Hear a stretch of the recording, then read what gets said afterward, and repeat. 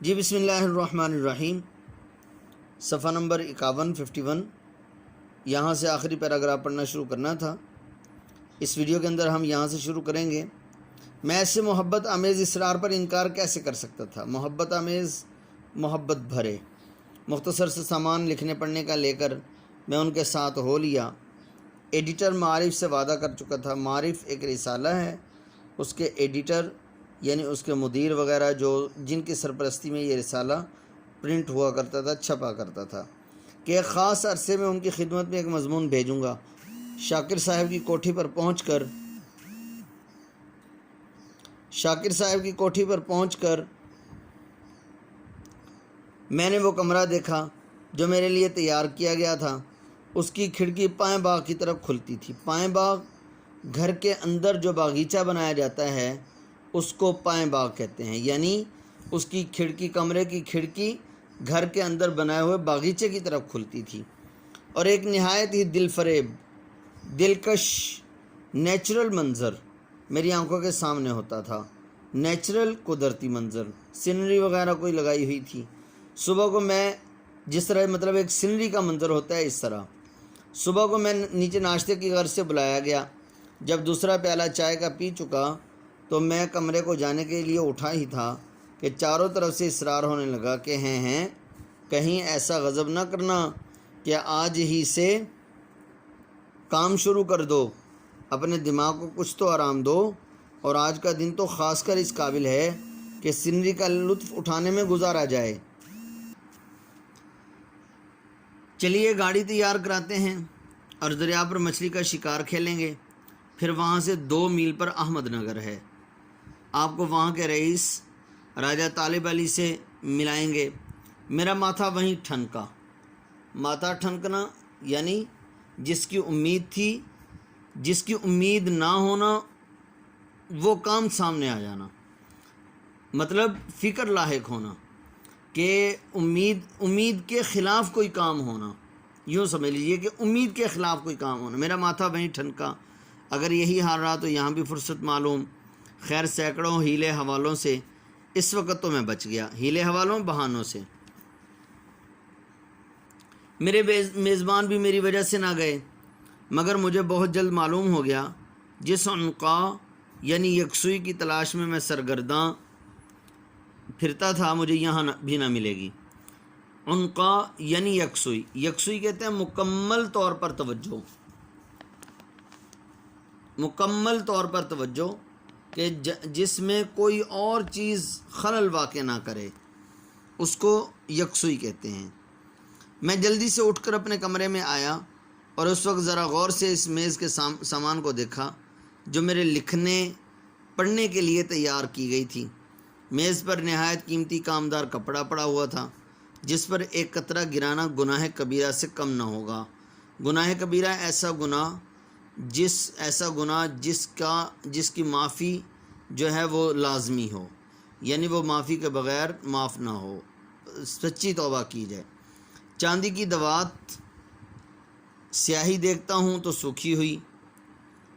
انگریزی قلم نہایت قیمتی اور نایاب، قیمتی اور نایاب، نایاب کا معنی بھی قیمتی، مگر اکثر میں نب ندارد، یعنی قیمتی پین پڑے ہوئے ہیں لیکن ان کے اندر نب نہیں تھی، ندارت موجود نہیں تھی۔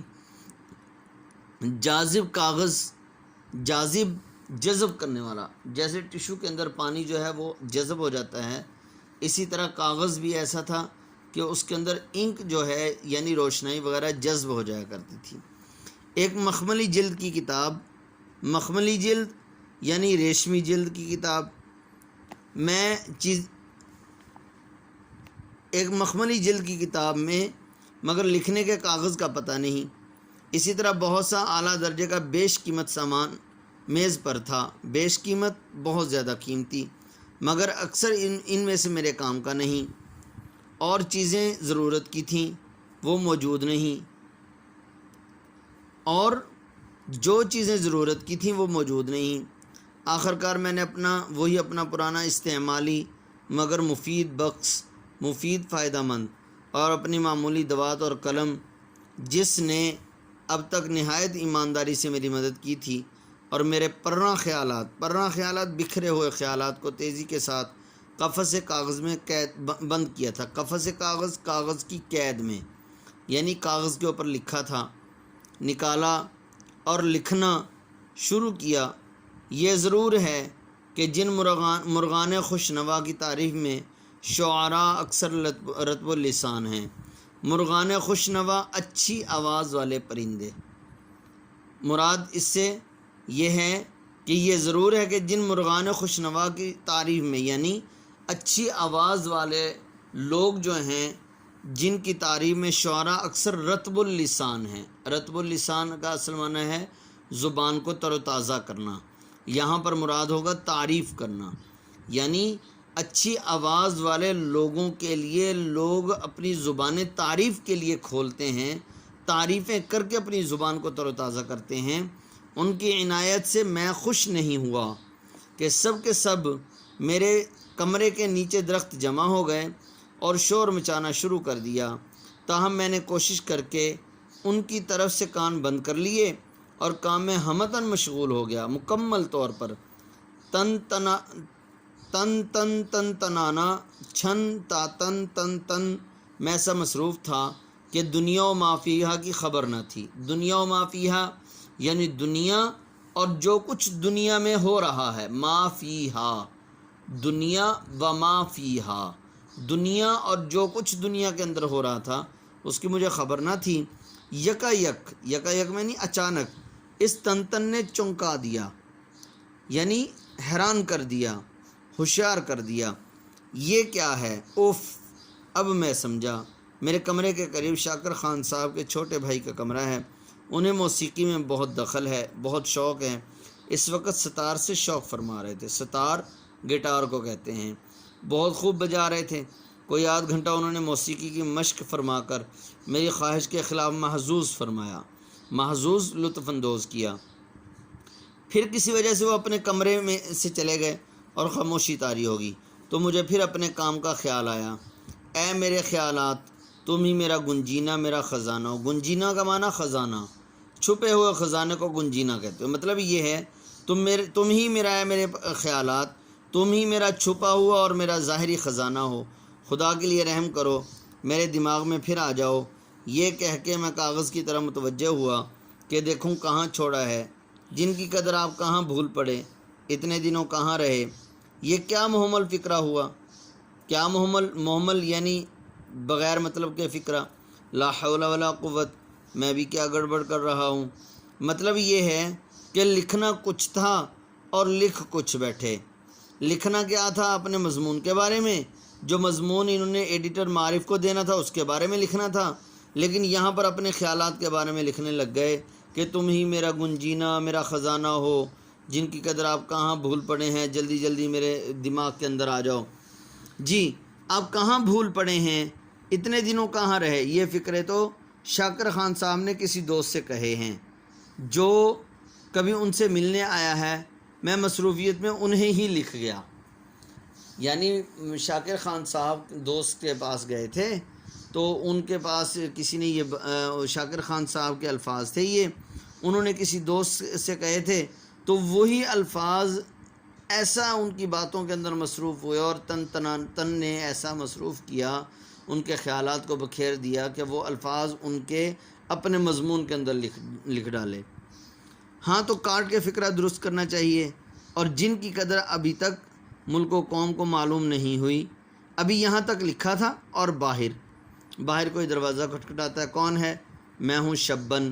سرکار نے کہا اگر آپ کو تکلیف نہ ہو تو نیچے ذرا سی دیر کے لیے تشریف لائیے، کوئی صاحب آئے ہوئے ہیں اور سرکار نے انہیں آپ سے ملانا چاہتے ہیں۔ بادل نخواستہ میں اٹھا، بادل نخواستہ دل نہ چاہتے ہوئے مجبور ہو کر اٹھا اور نیچے گیا۔ شاکر صاحب کے دوست راجہ طالب علی صاحب تشریف لائے تھے، ان سے میرا تعارف کرایا گیا۔ تھوڑی دیر کے بعد وہ تشریف لے گئے اور مجھے بھی فرصت ملی۔ میں نے یکسو ہو کر لکھنا شروع کیا۔ تھوڑی دیر ہوئی تھی کہ شبن نے پھر دروازہ کھٹکھٹایا۔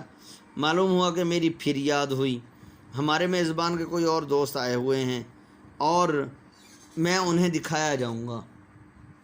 گویا میں بھی مثل اس عربی گھوڑے کے تھا. مثل اس عربی گھوڑے کے، مثل کا معنی کی طرح، یعنی میں بھی اس عربی گھوڑے کی طرح تھا جسے میزبان نے حال ہی میں خریدا تھا اور جو ہر دوست کو استبل سے منگا کے دکھایا جاتا تھا. استبل گھوڑے باندھنے کی جگہ. ان دوست سے نجات پا کر اور بھاگ کر میں پھر اپنے کمرے میں آیا.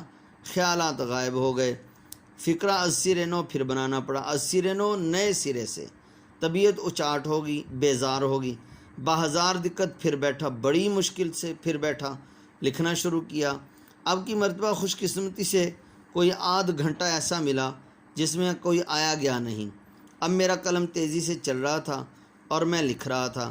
ہم کو کامل یقین ہے کہ ہمارے ملک کے قابل نوجوان جنہیں تفتیش اور تحقیقات کا شوق ہے اور جو کولمبس کی طرح نئی معلومات اور نئی دنیا کے دریافت کرنے کے لیے، یعنی نئی دنیا کے درمیان میں انہوں نے لکھا گو وہ علمی دنیا ہی کیوں نہ ہو، یعنی نئی معلومات اور نئی دنیا، ایسی نئی دنیا کہ وہ علمی دنیا ہی کیوں نہ ہو، اس کے بارے میں لکھنے کے لیے اپنے تئیں. اب یہ اپنے تئیں تک لکھا تھا، پھر دروازے پر دستک ہوئی. کیا ہے؟ اچھا، دریافت کرنے کے لیے اپنے تئیں خطرے میں ڈالنے سے خوف نہیں کھاتے، ضرور اس طرح متوجہ ہوں گے. اور اپنی کاوشوں اور کوششوں سے موجودہ یہاں تک لکھا تھا کہ پھر دروازہ کھٹکھٹایا گیا. باقی انشاءاللہ اگلی ویڈیو کے اندر.